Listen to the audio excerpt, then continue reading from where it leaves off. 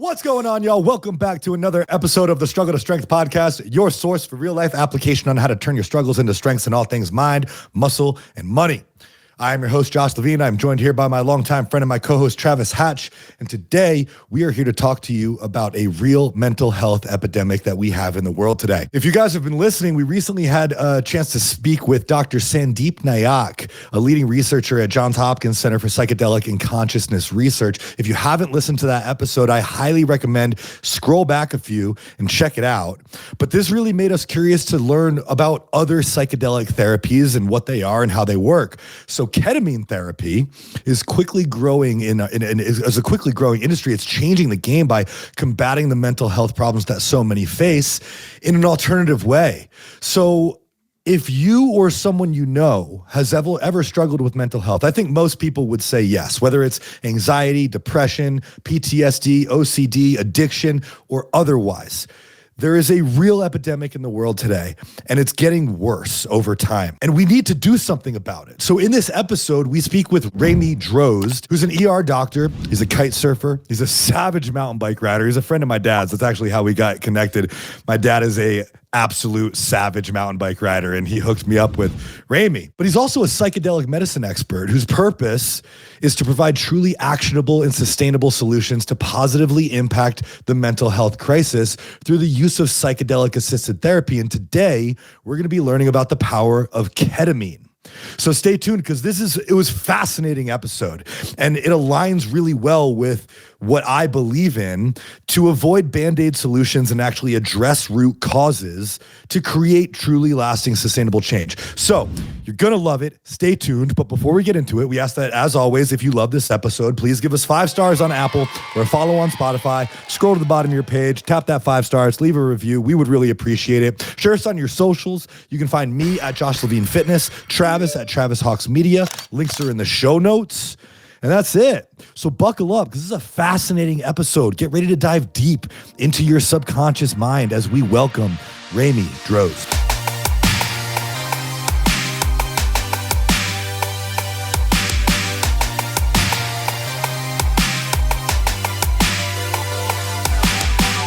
So we started kind of talking to a lot of people about mental health awareness and different, more sustainable and alternative practices. And so I'm really glad that we have the opportunity to talk to you.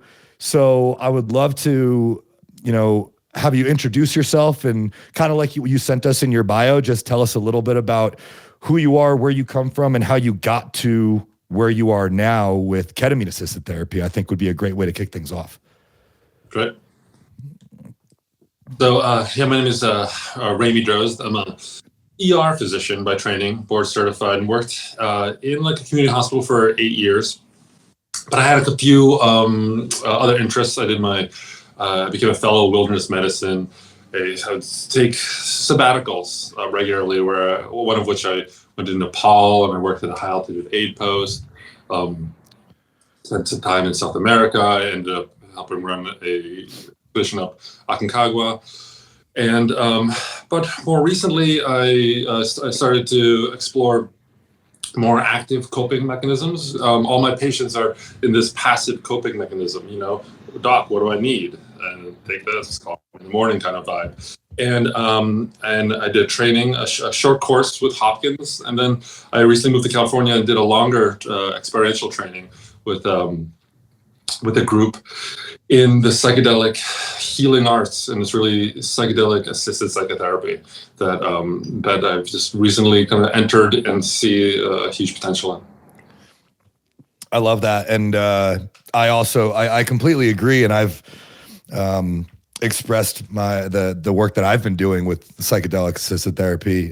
Granted, it is not doctor supervised, but I've talked to my parents about it. They believe in it. They've seen the growth. I have nothing but good things to say about it. And so I'm curious. You started off in traditional medicine.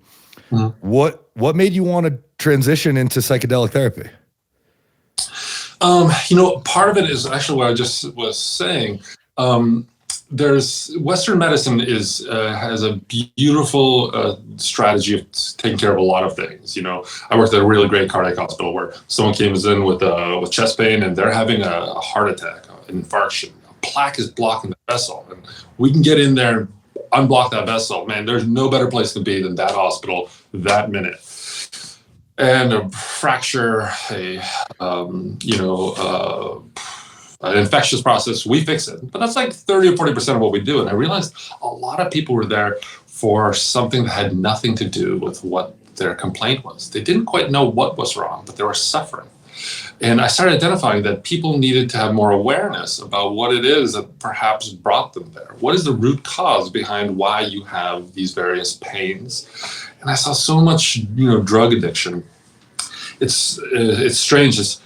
This country, North America, and specifically, but this world is such a sick world. We have, if you look at the models like from the 50s to today, 1 in 500 people were before. Now it's like 1 out of 70. And before, some people are on medicines. Now, like, honestly, 1 out of 6 adults are on some kind of psychoactive agent.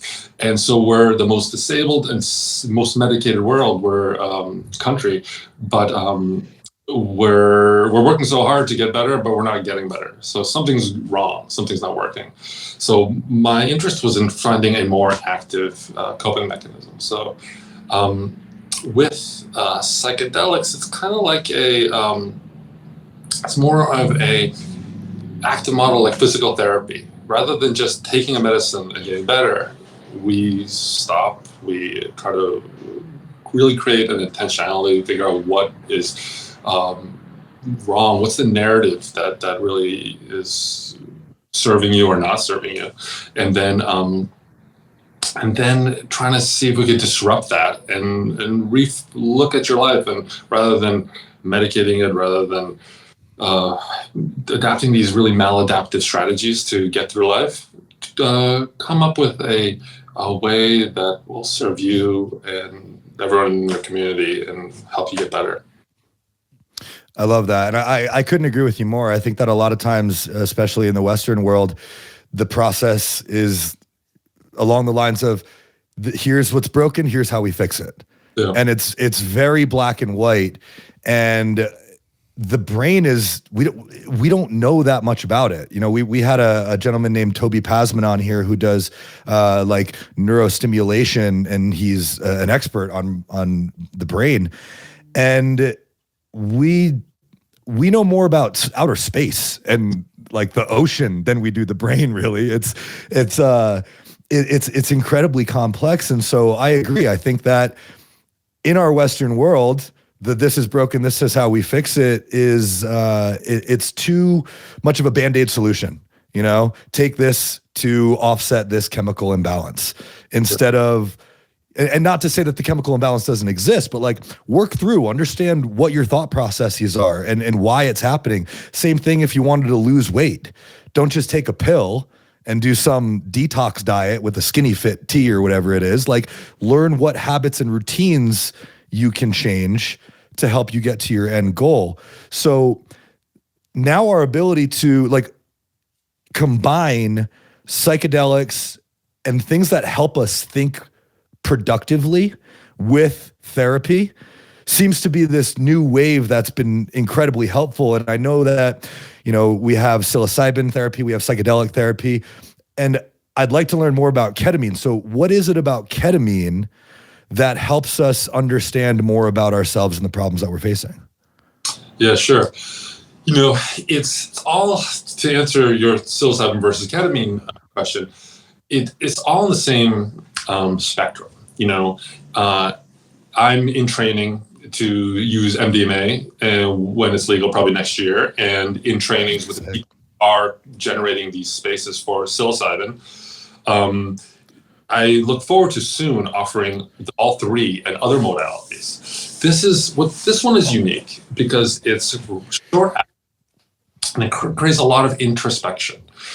The other ones do as well, but if you really break down the nuances of what psilocybin does, it creates a lot of possibilities in your mind. MDMA is really a entheogen, it's a empathogen too. It makes you love and it disarms triggered responses. So effective at PTSD and veteran traumas. Ketamine, it can do all those things too. It has all those components, but what the beauty of it is as a therapeutic model is shorter acting. So in 40 minutes, you're in and out. So in a 2-hour session, you can create a lasting change. But what it does is it evokes this huge disruption from your cortex, your brain, and your subconscious. Actually, and before we go down the road, let me do a little bit of background. If you, the way that our mind has evolved from, amphibians to humans, I'll do in a quick 3 steps. First, we're these animals that just had a nervous system. We could breathe. We had a heartbeat. There's nothing we could do about it. Mammals became much more complex animals that could react to their environment. They felt the senses, and they had immediate reaction to things around them. But they didn't project, they didn't think about it. You could see in your National Geographic video, the gazelles running from the lion, and then they stop like a quarter mile away, and you're like, what are you doing, guys? Keep running. The guy's gonna come get you. And you're like, dude, this could happen in a second. They're not anxious. What the cortex, the human brain, is something that kept developing over that. And it's a linear progression. It's not like this grew here and this grew here. It's a part of the same animal. The human cortex allows us to project thoughts. It allows us to come up with a weekend, come up with this beautiful plan, and then get a phone call and have it all canceled, and then get depressed and anxious and disappointed. There was no weekend plans. That was never happening. That was a projection of your mind. You wanted something that didn't even exist. And thinking of that and being disappointed by it, being anxious and worrying about the girl that was going to show up there or not, is taking away from your presence. You can only be present. As a mammal, you're here right now. You can only be in one place at one time. And you can sense that. You can be with your offspring and your siblings and your community, that the gazelles are all serving each other. They all have a purpose. They're not worried. The human brain creates worry, anxiety. It creates beautiful things. You got this. You make a podcast and plan next week, and you can plan for a 4th of July party right now because we have the capacity. But it also creates anxiety, depression, and all the things that an overworking brain causes. So what ketamine does, and what it is an dissociative anesthetic. So I've used it hundreds, maybe 1,000 times in the past 10 years in the ER. And what I use it for is to dissociate the body from the mind, so I could use it as an anesthetic. I use it with kids all the time. It's so safe. I can give it an IM injection and sew up their face for 45 minutes. They don't even know I'm there. If a dog bit them, or put someone's shoulder back in, and really use it as an anesthetic. But at 1/4 of the doses I use in the hospital, it still dissociates your mind from your cortex, from your subconscious. So what it allows you to do is take that part of your brain that's trying to intellectualize the solution to everything offline, put you into your subconscious, and just see it for a minute, and just be like, oh my God, this is what life's like if I'm not worried about my weight. This is what life's like if I don't care what Joe thinks of my sweater. This is what life's like if I stop mourning the death of someone that's been a heavy jacket for a decade, and they break through, and it creates a reference point. It says, this is what happiness can be for you. And then slowly you come back online. And with appropriate therapy, coaching, integration, we say, did you see what happened there? How did that serve you? What did you see there? Can that be something you carry with you tomorrow, next month, for the week? And then let's do it again next week. And then we do this. I typically try to get people in for a 6-week commitment, therapy before, sometimes definitely after, every time before. And we just keep disrupting this model, evoking this huge crisis, evoking this disruption of your mind from your body. And we have that sometimes. If someone calls you and said your mom's in a car accident, she's in the hospital, you just drop everything and run and go there. You forget about everything. So we try to evoke this process and get someone to become really centered. I tell people during the sessions, go back in your heart, be with yourself. And then they can take a moment to, I guess, be in this ideal form. Most people find it calm and relaxing. Some people, it's troublesome. You don't always get the trip that you want. You get the trip that you need. Sometimes they're fighting it. They're just seeing it. But when they come out, after a few sessions, we understand it. And that dissociative component of it is why it's so healing. But it's different than, go on. Yeah, I can go forever. It kind of seems like as human beings, our biggest strength is also one of our biggest enemies. So evolutionarily, we were able to take over the planet, but we are so weak physically compared to like any animal, like a house cat, a medium-sized house cat, if it went ape shit, could like hurt you.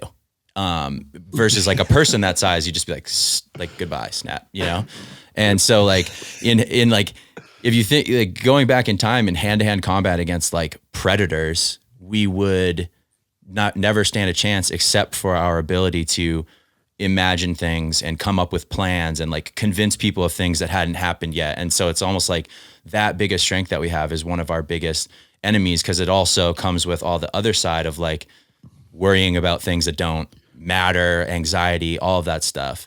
And so ketamine assisted therapy is kind of a way to like completely dissociate you from that sort of thing, like in an instant. And then as you come back into reality, you're kind of like putting the pieces back together, which may have been kind of like scrambled from your own way of thinking. Yeah. Yeah. I'm curious because That's so wild. I'm aware, like obviously the dosages used in ketamine assisted therapy versus like your medical practice in the hospital would be very different.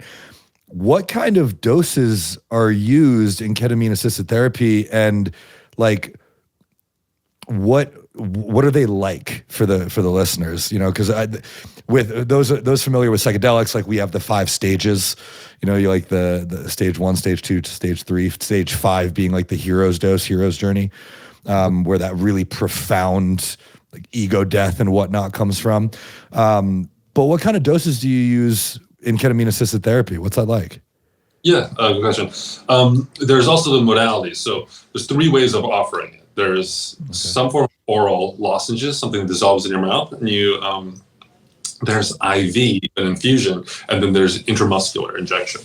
So intramuscular and IV are like 98% bioavailability within like, so almost all the medicine gets into your bloodstream. Orally, it's like 12 to 16% of the medicines that gets in your mouth, and if you swallow it, it's only like 5%. So if you've got to swallow, 20 times as much as you get IV. And then the curve is different. Orally it's like a nice gradual, and you'll never hit the same peaks. And then IV goes way faster, and IM goes the same. So I'll just talk about the IM. I like IM. The truth is, if you get an IV and a nurse is sitting in there in the room with you, it feels like a medical model. This, like just like everything else, it's about set and setting. The theory in some degree was like, that'll help facilitate your trip. I think that set and setting is your trip. And I don't use the word trip for any of my patients, but under the circumstances, I know you guys are coming from that. Your therapy is molded. It is 100% a lens. It creates a lens into your mindset at that time. And the setting is so important because I have to gain trust. The people have to trust us. They have to trust me. I tell them, I've done this 100 times. Your body is safe.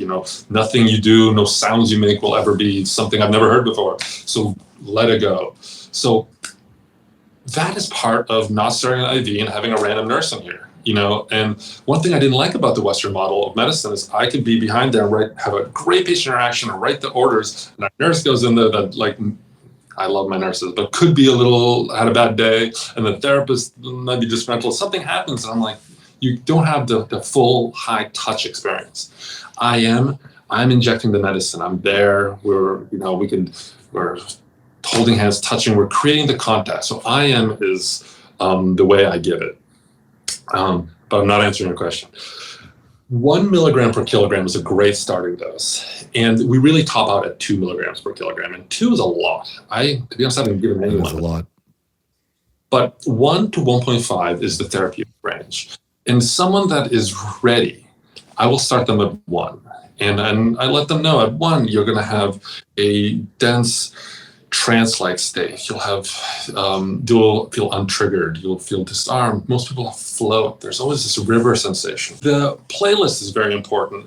Maps help curate a really effective playlist for the arc of the journey. And it's really amazing after you do this file, there is an arc. It's a 40-minute arc that the beginning has a steep slope up really fast. And then you kind of have this plateau. And then as you descend, there's a different tempo you'd want. You'd want a different vibe for entering, and you want a different vibe for the float and a different vibe for the backside. And it's like your guide, so the music guides you through it, and the doses will determine how high you get up. So starting at 1 milligrams per kilogram, that's where you get. At like 2.5 to 0.3, people start having this strong, profound ego disillusion, which is common. But I think what's unique to ketamine is you have a real dense loss of identity. You have a question of whether you even knew who you are. You start to disintegrate as far as ever being connected to your body. And at their higher doses, this scares people, but you have this near-death experience. And some of the ketamine papers that I first read that attracted me to ketamine in general had some good reports on this. And it's really interesting to experience your death, and then to experience your life cycle, and then to experience re-entry into humanity in a 40-minute experience. And when you do, man, you re-enter in a place ready to make changes. And I love when my patients are in the right mindset to enter that kind of feeling, but not everyone is. I'd say you'd have to do a lot of preparation to get to that point, even if you took 0.6 or 2 milligrams. So it's not purely dose dependent. Doses will help guide you, but where you are is where the medicine will meet you. And some people can't fully let go of that, but that's the potential of it. You know what this? I could imagine that. And that death sounds like it sounds like the hero's journey. It is like the death of yourself and a rebirth. And yeah, that will change you. But if you're not ready for it, it could be catastrophic. It could be really bad. Yeah, you would want to go right into it, but it's that's why we advocate for several journeys, and we start slow and work our way into it. And everyone kind of declares what they're ready for. And I know no one we don't try to move too quickly. Of course. And this isn't mine. I think I learned this from Synthesis, a really great group in the Netherlands. It's 80% of it's the container, and only 20% is the medicine. So how you show up, and how thick your walls are, and how tall how much volume you could hold. You are the container, and the medicine goes in it, and that's the growth happens inside the container. I love that. Yeah, this kind of reminds me of like going on a really long, really good vacation. Maybe you've been like working every day for years straight, and you like, everything is very like high strung, and then you just quit your job and you go like travel the world for 6 months, and then you have like no responsibilities. You have like you come back like refreshed with a totally refocused look, like ready to get back into society. It kind of reminds me of like that type of experience, but like bottled into, like you said, a 40-minute session. Sounds awesome. Yeah. Super effective. Yeah. Super efficient. Way more efficient. We're about efficiency here. Yeah. That's what we want. You don't have to like fly to Jamaica or go on ayahuasca like weekend. Exactly. Yeah. I would love that. I mean, I would love that too. but it seems like, in addition to there being a need for alternative forms of medicine, there's also a desire for people to like want it to be more effective and efficient. So you could go to therapy for 10 years, or you could do 6 weeks of ketamine therapy, right? Like, is there any data to show like how much faster and more effective it really is? Kind of. What you just said, it sounds like cliche. Like I hear someone's like, that was more effective than 6 years of working with my favorite therapist, and I'm like, I feel like a plaque on the wall, and we like point to that, and like that's what they like. What the answer is? There's information and there's studies and there's people reporting that, but how do you objectively collect for that? What's the placebo trial for 7 years of therapy versus experience in the afternoon? So this, there's a lot of data out there, and I just got off the phone with someone that says, well, I did 30 hours of research, everything's IV and this is better and this is better. I'm like, you're looking at the medical stuff that got published. I see the effects. It should be IM. You need intentional therapy, and you have to be ready for it. Like, don't worry about the other stuff. But yeah, I agree. Yeah, and it kind of loops back to one of the original things you said, which is like, when you're dealing with the brain, it's not quite as simple as like something's broken. Here's the fix for it. It's like. It seems like it's like infinitely more complex than that. So, people are always going to want to be like, well, how much more effective is it than regular therapy? But it's like, how do you even start to present that? Yeah. And in a single moment, all 6 weeks of value, 6 years of value, whatever the price is, and the price isn't money per se. I mean, the most valuable resources are time. So you should be somewhere else doing something that's healthy. But all the value can be given to you in a moment's time when you come out of the journey and someone says something and bang, you get it. You've just taken everything you've been looking at and reoriented it 5 degrees. And your house, your mom and your wife and everyone's the same, but now you see it and it makes more sense. And I could intellectualize 1,000 logistical reasons why I should stop drinking coffee or alcohol or something more functional, like just be more around with your kids or something. But you can't explain how to embody that. You can't teach that. But if you come out of this process and you've done the work and someone helps you and all of a sudden you embody it, and now you don't think, there's no other way of thinking about it. You're like, I only believe in this now. Mm-hmm. That you can't put a price on that, and you can't talk your way around that. If talk therapy didn't work for 2 years, it's not going to work for 6 years. Mm-hmm. But yeah, try something new. Yeah, and I think kind of like Travis said, and what you've elaborated on, Remi, is like this isn't just about chemical imbalances. Yes, they may exist. Mental health is about thought processes. It's about frameworks that you've learned from a young age. And if they're unhealthy or unproductive or counterproductive frameworks that lead you down a path of a negative mindset, negative thinking, anxiety, depression, worry, then changing the chemical imbalance isn't always the solution. Like, we need to fix the root cause, and that's your thought patterns. That's your processes. That's the frameworks that you've learned. So like you said, if you can go down this journey and in a moment's time come to a realization that changes your ability to think effectively and productively, change your thought process, then you're going to have sustainable change. And like you said, it might not last forever, but maybe it lasts a week, maybe it lasts a month, maybe it lasts 2 months. And every time you do it, maybe it lasts a little bit longer. That, if that doesn't make sense, that is what creates sustainable change, then I don't know what does, but it makes perfect sense to me. Yeah. So I love the concept, and I love, like, obviously it works. We're aware of that. And it really does hit home to like the power of positive thinking, changing thought patterns, breaking old frameworks, developing new ones and whatnot. But I'm curious to know about like the practice itself. What are like the laws around ketamine? What was it like to start your practice? Were there a ton of hoops to jump through? I'd like to learn more about the business side of this too. Yeah, that's, that was intimidating for me as well, coming from a like academic and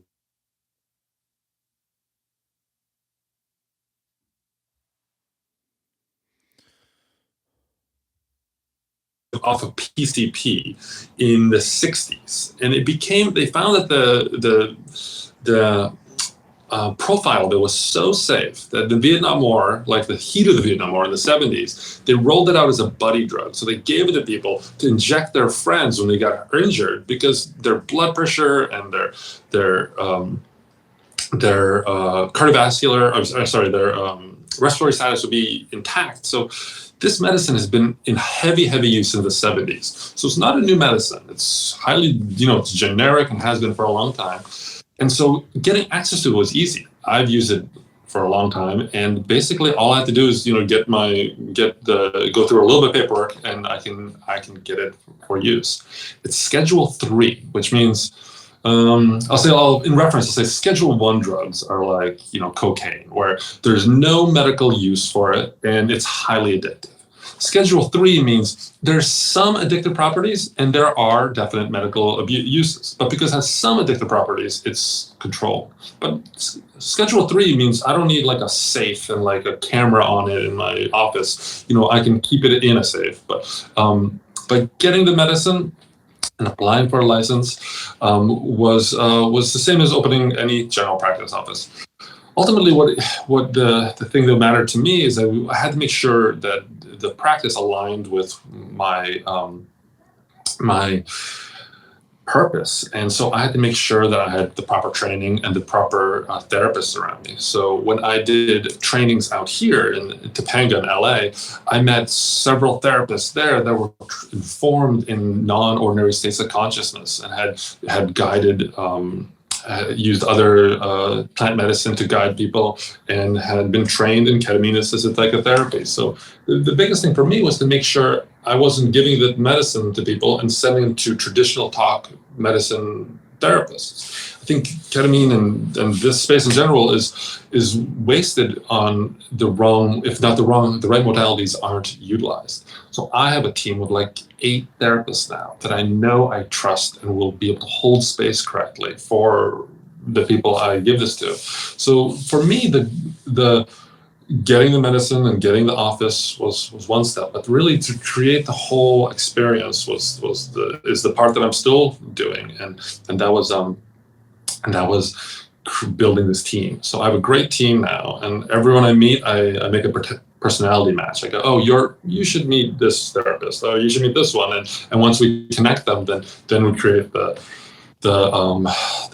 team, and then we can we work together, we share notes, and we make sure that people are getting what they need, and that's my growing edge, really. I think that's really important, especially when you talk about like the set and the setting. As like you're going to go down this journey, you're probably going to do and think and see some weird shit.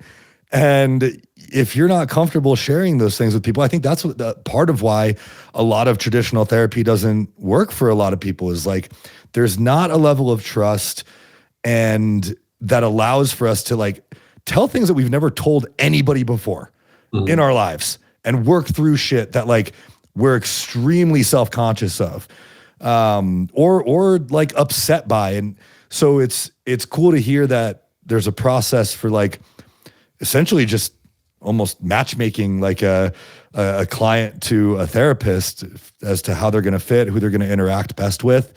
So yeah, I imagine the people was kind of the hardest part. Like everything else seems like it was pretty standard procedure, but the people are really what make it. Yeah, I think so. I mean, I think that's probably a lot of businesses, but this is not like of a lot. course. I have to find people that can hold space in non-ordinary states of consciousness. Like I don't know. Yeah. That resonates with you. Yeah. It does. I mean, you're a Burning Man guy. You go to Burning Man, it's like you find your people. Everyone's kind of in like a weird state, but you find your people, and there's people that you connect to and you instantly feel at home with, and it's very interesting, and it's nice to find those people. It's also nice to be that person for someone. Mm-hmm. But yeah, that is really important, especially in those altered states. Can be a little bit challenging, but man, I'm just fascinated by this stuff. And I know, Travis, we have a bunch of listener questions. Yeah. I think a lot of them are probably, we may have answered at least a few of them is what I'm seeing, but do you think it's an appropriate time to kind of get into those? Yeah, let's get into a couple of these at least. Let's do it. So the first one that I'm also super interested in is it's a question from somebody who's in the Army, and they're asking about, is ketamine being used to help vets, especially with PTSD, and kind of what's the focus around that sort of thing? Yeah, absolutely. I mean, yeah, I think I won't go into details, but there's 4 primary indications for using ketamine, and one of them is PTSD. And it's because that's separation. Because if we can take the trauma offline for a minute, and you can be with yourself without that trauma, just with you every morning, every afternoon, every night, just being alone in your own mind, it'll help you understand that that's a reference point that maybe you can access on a regular basis. And really, everything that we treat is this. The goal is always to treat the root cause, whether it's addiction or trauma, OCD, and so. But PTSD is definitely something that needs a strong disruption to see what life's like without PTSD, and I think it's really good at doing that. Yeah, that's I'm curious. Oh, go ahead. I was curious just to ask what the other 3 were. The other 3 indicators of utilizing ketamine. Mostly, there's like minor criteria, but mostly treatment-resistant depression, PTSD, and then anxiety that disrupts your life when meeting certain criteria. But to be like above board, that's the beauty of actually. This is legal. We're entering a place that typically you have to enter remand for legally, and that's changing. The world's changing quickly, but it has to meet criteria for those things, and our clients do. Do you think that'll keep getting utilized for a lot of these like mental health issues that a lot of service members are having when they come back here? Do you think I guess psychedelic assisted therapy, because maybe it's ketamine, maybe it's MDMA, maybe it's psilocybin, like those seem to be the 3 main ones. Do you think that that's going to have like a big place in kind of treating people as we go forward? Yeah, definitely. In so many modalities, and access is difficult, because it's expensive. Just paying for a therapist is expensive, much like all these other things. But new modalities will come out, groups. I'm actually helping run a trial right now where we're using microdoses of ketamine with people that are already on SSRIs to see if they can get off the SSRIs. So we're looking at like microdosing, which would be easier to gain people access because you don't. Because then you can do group integrations and it'll lower the costs of access. So I say that because vets, are typically people with PTSD in general are less likely to go out and reach out for help. So if you can lower the cost and just make it less friction to get access, then it could become like mainstream, really. Yeah. Mm-hmm. And was that kind of one of the factors that really interested you, and I'm sure others, in starting with ketamine assisted therapy, in that it's already legal, we're allowed to do it, and eventually we're going to be introduced and have access to other modalities like MDMA, psilocybin, and other drugs that we find are helpful once they become legalized? Yeah. My interest was principally psilocybin. And I just took a 6-month sabbatical, and I think Travis, you mentioned, it's this beautiful time where I did some introspection on RV and road tripped with the kids around the country, and I was in Yellowstone. That's cool. Reading ketamine papers because in a podcast I heard someone mention, "Oh, you got to read this book," and ketamine's highly stigmatized, and it's because it's a drug of a party drug, and so I carried that stigma with me. I had that bias. I'm like, I use ketamine all the time. Why would I? No, that's not the agent for me. But I read this book, and I read things so well presented that this is the real deal. This causes real transpersonal dissociative experiences and articulated by a scientist such that it resonated with what I heard in the course I took in Johns Hopkins. And I go, I can do this now. And if it doesn't align with my purpose, or it doesn't align with my practice, I can stop. But if it does, I'll be that much more ready for when MDMA rolls out and when psilocybin rolls out. And God, there's nothing better than to know that there are so many 60-year-olds that lived in a time where drugs were so heavily stigmatized, and I can offer them this non-ordinary state of consciousness where they could resolve this trauma that they've been carrying their whole life, or help them deal with grief that nothing else worked. and they can have a real transformative experience that they wouldn't do because everything's illegal and scary, but will now because a doctor that they could trust in a sterile setting can offer this to them. So I saw this as actionable, do it now, and it was kind of serendipitous the way I came across the book, and it felt right. And is so the answer is I'm in ketamine therapy because it's allowable and I have a license to protect, and but it's great. It's really effective, and in 5 years forward, fast forward 5 years, if everything is legal, I'll still be using this. It'll be kind of a la carte, like, this there'll be agent that might be better for you and another one for someone else. It's not inferior to these other modalities. So what you're saying is ketamine is a gateway drug. For me. Yeah. It's the gateway practice. It's the gateway practice drug. Yeah. I think that's something like, the people, our parents' generation, we were raised that drugs are bad, stay away from drugs, and not about the fact that they're just tools. Like everything we have is just a tool, and it can be used for better or worse. And there are certain applications that it works really well in, and certain applications that it doesn't. But I think once people start to understand that, like, everything that we're given, everything that's presented to us, it has a purpose. If it's used properly, then it can really help people. It can also hurt people if it's used improperly. But that's why we have people like you, is to help us ensure that these tools are used properly, safely, and effectively. And once we have access to other modalities, I think younger generations have already started experimenting with things like this a lot. They've been experimenting with psilocybin and using it as a tool and not a party drug. And it seems as though that's kind of the way the world is heading, is they're understanding that, it's not just to get fucked up, for lack of a better term. It's powerful. It's useful. So it's cool. It's promising to hear you say that, like, MDMA is in the future as well, because that's another very powerful tool. I'm excited about that. Have you guys read the book Drug Use for Grown-Ups by Dr. Carl Hart? No, I want to read that though. This is the professor, right? Yeah. He's a professor and like a, I don't know, doctor that's been, he started his career by working for like anti-drug stuff. And the reason he got into his career was because like when he learned like the anti-drug protocol, and he was doing studies to find out things about drugs to like make them illegal, and then just kept finding that they like shouldn't be, basically.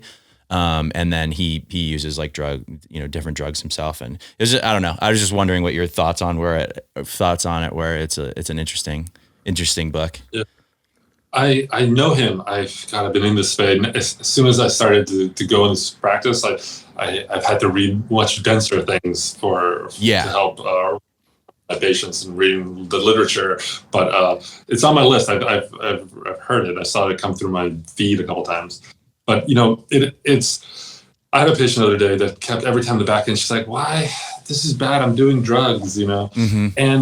And in one of my courses, someone asked a really great question. They go, I've been using this medicine like several times a month, and when is using drugs too much drugs? She said it, and the person who answered it was a really powerfully, her presence, her high vibration individual. These people, like when you're burners, or like people that they fill the room, they have a little bit, whatever they're putting down, you want to pick it up.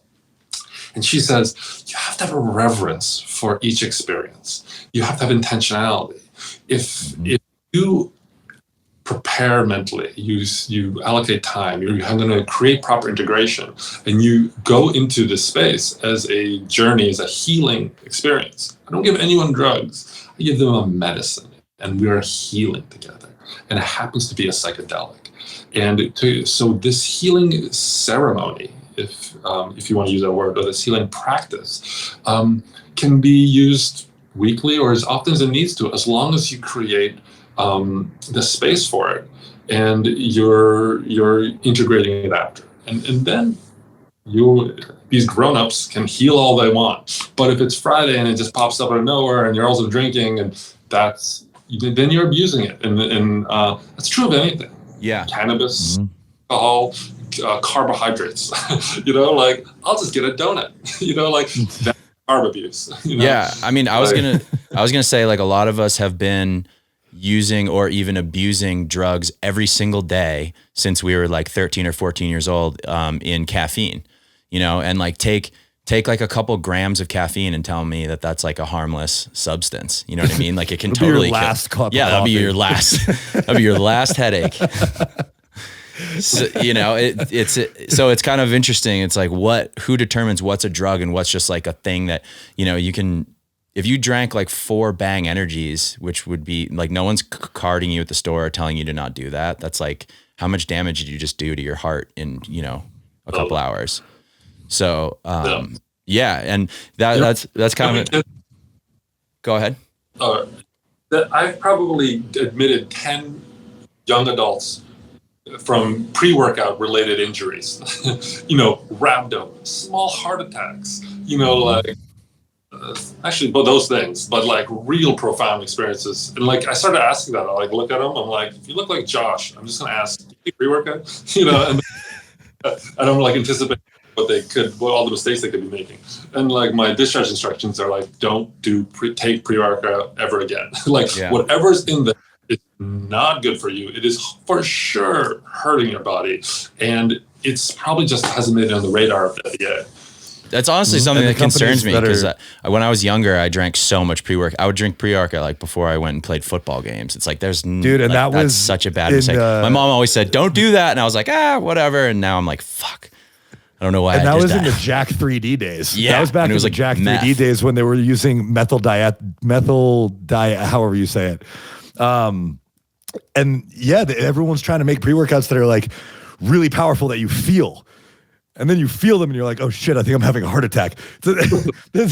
Not ideal. So yeah, application and intent. Like, what's the purpose? The purpose of a pre-workout, for example, should be to enhance performance, to help, like clear lactate from your system, to have like actual functional application, not just make you feel like you want to run through a brick wall.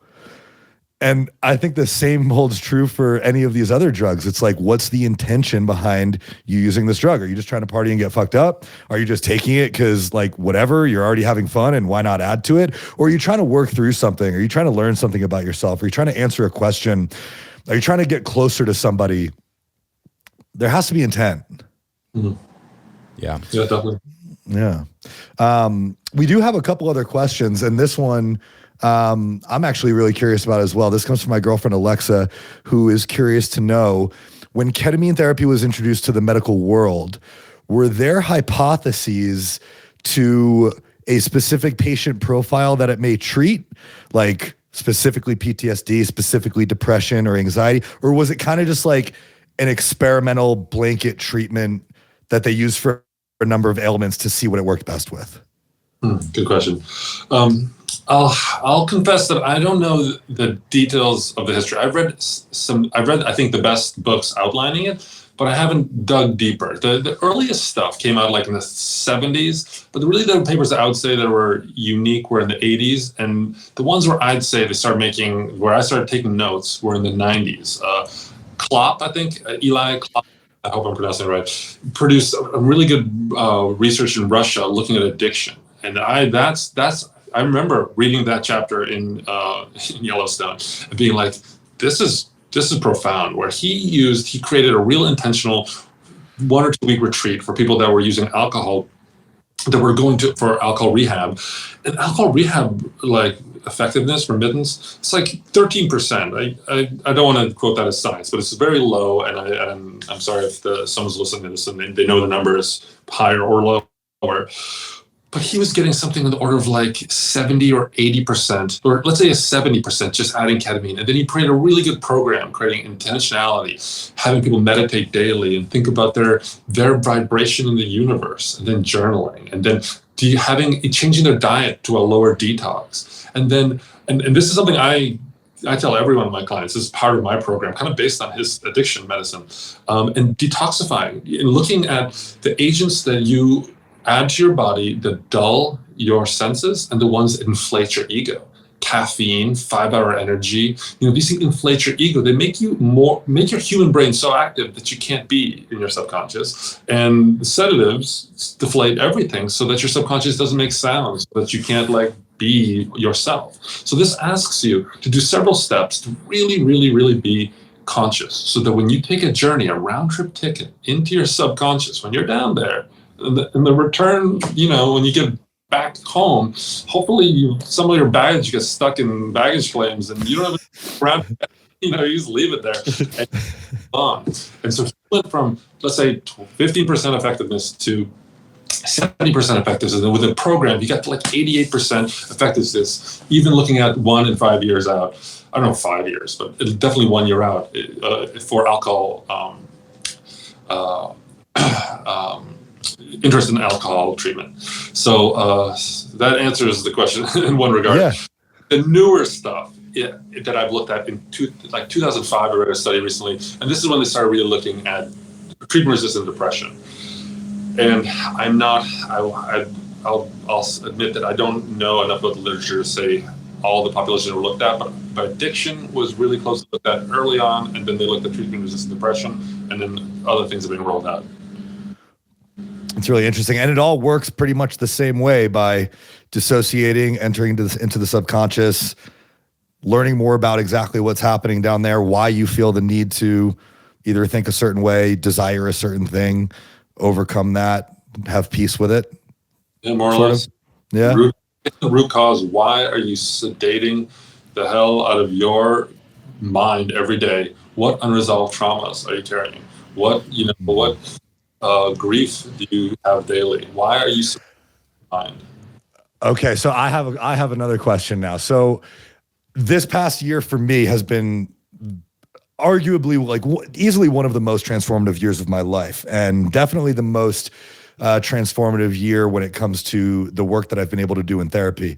And I think a lot of people, when they start having success on these journeys, it's like you start learning about yourself, you face some of your demons, you start to dig and you start fixing things.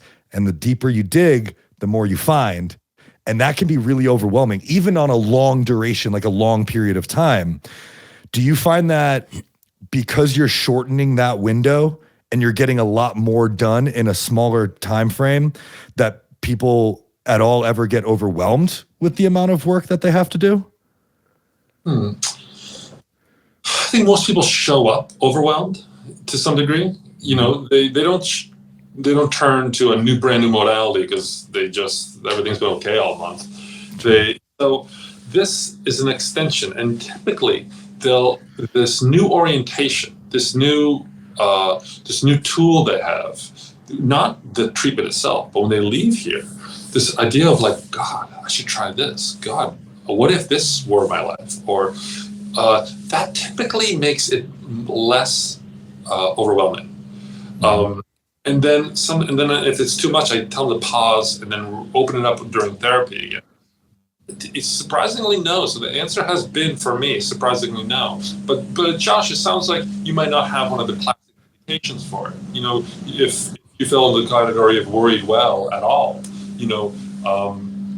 then you're really chipping away at the bottom of the part of your soul that's problematic. You may have already had a lot of it under control, and now you open it and you're like, oh, you're really in the details. So that's and that's why the therapist is with you. You get to stay with them and keep doing the work, and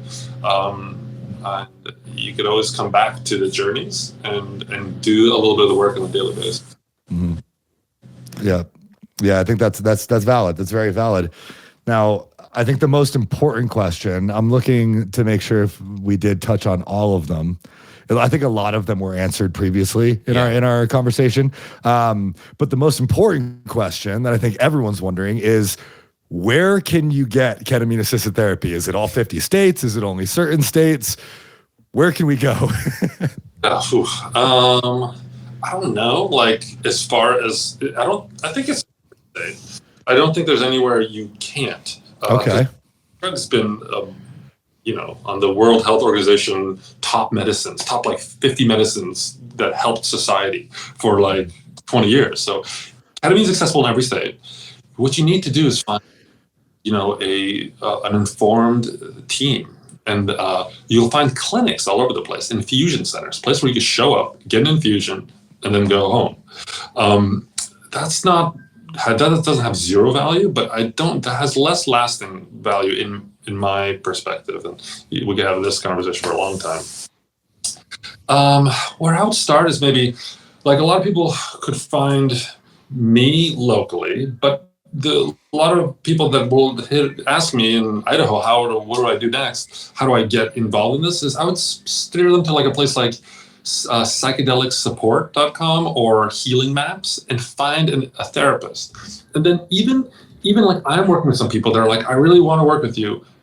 What's next? I go, find a therapist in your area. I'll connect with them. If they seem like they can do work, we even do a remote session where you can get lozenges. And they get them to your house, and with the right therapy in person, that can happen in a dyadic group. I just did one the other day where a therapist from San Francisco that has someone that lives here because of remote living or working. She now is back in Santa Barbara home, and she was in a Zoom meeting. So the comfortable therapist that she really trusts is here. Me, that she trusts, but only is known for a few days, is here. And it's like a 3-person, or a dyad, 2 healers and 1 person in the space.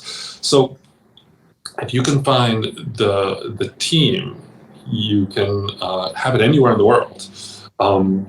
But I don't strongly recommend doing these remote sessions. So if you go find a therapist in your area that would sit with you, and then you can connect with anyone that would prescribe the medicine. But you want the whole program. Like, I've designed a program that I really feel strongly about. But start with those 2 resources and see if you can find local people. You could hit me up. I'm Santa Barbara, ketamine.com. And I'm on all these other resources. But if you find someone locally, and then they may know someone that can prescribe with them, and then they could do home journeys. And then to get intermuscular, obviously they have to be in someone's office. So once you start asking you meet the right people that can try to connect you, they can offer, connections and places where you can go. Mm-hmm. That's valuable. That's perfect, because I've been interested for a long time. And I know people listening to this episode are probably going to be interested in it as well. So I appreciate allowing our listeners to reach out to you. I think, Travis, did you mention that you had someone local here in Denver, in Colorado? Yeah, I did some video marketing work for Clary Sauna Clinic. There's like 4 locations, or maybe even 7 locations in Colorado. But I don't know them well enough to say like they have a really good team and they do the full therapy side of it, but they are definitely like one of the bigger ones around here. They have a bunch of locations in Colorado, so that's definitely, if you're a local Colorado person and you want to look into this, I would suggest at least contacting them. And then if you're in California, definitely go to Remi, because he's definitely doing it the right way. Yeah, I'm thinking like we have some friends in LA, and next time we go, I might come visit you. Come visit you. I do. You guys should come back. I do every other month. I'm doing group therapy in this beautiful space in LA. So my next group is in March 12th. We have this amazing. We do the integration online in a group of 6 people, and then we do it in the space, and we do the integration afterward. The group healing space is powerful. People, like us guys, it's hard to kind of even open up in a group. But once someone next to you says something really vulnerable, you want to one up them. You're like, oh yeah, well, I feel this one. Really open more than they ever have in the public space. Or not totally private space, and then and it's fun. It's like we do this 4-hour program, and it's cool. And then afterward, it's kind of like that you can further get your own help later, or come back to them every other month, and then you can continue to integrate and do your work. There's a few different ways of getting care, but yeah, you can start asking questions. I think psychedelic support is the best place I'd connect with. Okay. Awesome. Yeah. And then you also mentioned Healing Maps. Is that by any chance where we could get access to that playlist that you mentioned? No. Heal Maps is Okay. kind of, it's like with like the cannabis version where it's kind of like it just kind of shows you where you can get access. No, the playlist. I can share it. I'll send you guys. I'll give you something you put in your show notes. Okay. Oh, that would be awesome. That'd be amazing. Yeah, because Like a duplicate. Nice. I missed that. What? Oh, it's like I could give you like a Spotify playlist Oh. that kind of created some of the original stuff. Oh, that would be awesome. Yeah, Yeah. that'd be great. You said that. I was instantly interested. Yeah, you don't want verbal. You don't want voices. You don't want you want it to be pretty you want it to be response specific, like high vibration, but no identity. You don't want to face a voice. Like you don't want to think. You want it to be a blank slate, but with a lot of potential energy. I love that. Nice. Yeah, I'm fascinated by this, man. This has been an absolutely fascinating conversation. I've really enjoyed this, and I appreciate you coming on and sharing your knowledge and telling us a little bit more about what ketamine-assisted therapy is, why it works so well. I'm very interested in it. I'm really interested to try it. I have a lot of friends who talk about it and who have done it, and I want to be able to give our listeners a little the resources that you provided, which I think are really valuable, but I also want to give them a chance to find you and learn more about you. So why don't you just give yourself a little bit of a plug and tell people where they can find you and where you're located online and different resources that you have. And I think that would be helpful. Sure. Yeah. So I just kind of launched my digital presence, so it's really minimal. But if you go to SantaBarbaraKetamine.com, then on the bottom you can find my 3 links: my LinkedIn and my Instagram. I think I'll probably be most active on Instagram, just talking. I just talked to someone who want to do a big. There's a 1,200 room place where I'm going to do a lecture for the Santa Barbara community about psychedelics in general. But my Instagram is sb.k.amin. So you can't write ketamine on Instagram, and it's Really? stigmatized. You can't put it anywhere there. There's cannabis got all shut down too. So SB ketamine, but there's a dot between the B and the K. That's the best way. You can if you find me on my website and you send me a note or send me an email or Remi at SantaBarbaraKetamine, then I can always help people connect to their local place, their local environment. It's unfortunately, it's a high touch service. So I just launched and I'm booking out to March, and it's really nice to make these immediate contacts. But I also don't like that there's a lot of people that it'll be harder to access, and I'm thinking about what that means for me in the future. But sometimes I can help connect people to their local resources. That's awesome. And I know it will be greatly appreciated, myself included. We can find someone here in Colorado. But man, Remi, thank you for coming on. Thank you for agreeing to this. I'm glad that our dad introduced us. And when Trav and I come out to LA, we'll get the whole crew into a group and we'll do a full group setting. There's probably 17 of us. But I think that would be a great time. But yeah, thank you, man. I really appreciate you coming on. This has been really great. Yeah, of course. Yeah, thanks for having me. Thanks for asking great questions. It's really nice to have this platform. This is there's a huge appetite for good information about psychedelics, and I can give you my information. 100%. Yeah, I appreciate it. We just want to be able to provide that good information and kind of break the stigma. So it's been really appreciated. So thank you again for coming on, and thank you to everyone who's tuned in to another episode of the Struggle to Strength podcast. We'll see y'all next week.